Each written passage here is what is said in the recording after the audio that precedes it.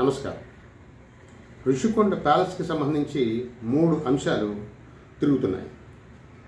ఒకటి, చాలా ఖరీదైన భవనం, ప్రజాధనం దుర్వినియోగం. రెండవది, నిబంధనలకు విరుద్ధంగా కట్టారు. మూడవది, ఈ భవన సముదాయాన్ని ఇప్పుడు ఏ ప్రయోజనానికి వినియోగించాలి. ఈ 3 అంశాలు మనం ఇప్పుడు చర్చిద్దాం. 3 అంశాలు చర్చించాలి కాబట్టి వీడియో కొంచెం ఎక్కువ సమయం పట్టే అవకాశం ఉంది. మొదటిది, చాలా ఖరీదైన భవనం, దాదాపు 500 కోట్లు అని ఒక ప్రాథమిక అంచనా. ఈ 500 కోట్లకి పూర్తి వినియోగంలో ఉన్న గత ప్రభుత్వ కాలంలో కట్టిన కాటేజీలను కొట్టేసిన ఖర్చు కూడా కలుపుకోవాలి. అంటే 500 కోట్లకు పైమాటే ఉంటుంది.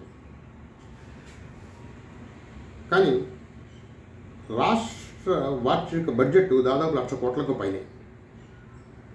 కాబట్టి వార్షిక బడ్జెట్ 1,00,000 కోట్లకు పైన ఉన్న రాష్ట్రానికి ఒక 500 కోట్ల భవంతి లేదా 700 కోట్ల భవన సముదాయం పెద్ద ఖర్చేమీ కాదు.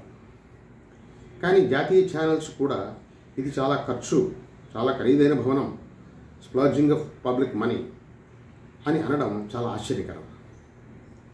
దీన్ని బట్టి మనకేమర్థమవుతుందంటే, ఇంగ్లీష్లో ధారాళంగా మాట్లాడే వాళ్ళందరూ తెలివైన వాళ్ళు అని మనం అనుకోక్కర్లేదు. కానీ నేను ఇలా మాట్లాడుకున్నంత మాత్రాన నేను వైసీపీ పార్టీకి సంబంధించిన వ్యక్తిని అని అనుకోవడం కూడా ఇంగ్లీష్లో ధారాళంగా మాట్లాడే వాళ్ళందరూ తెలివైన వాళ్ళు అనుకోవడంలాగే ఉంటుంది. ఇక ప్రజాధనం దుర్వినియోగం, ఈ అంశాన్ని మనం 3వ ప్రశ్నకు సమాధానం చెప్పేటప్పుడు చెప్పుకుందాం. 3వ ప్రశ్న ఏమిటంటే, ఇప్పుడు ఈ భవన సముదాయాన్ని ఏ ప్రయోజనానికి వినియోగించాలి అన్నది.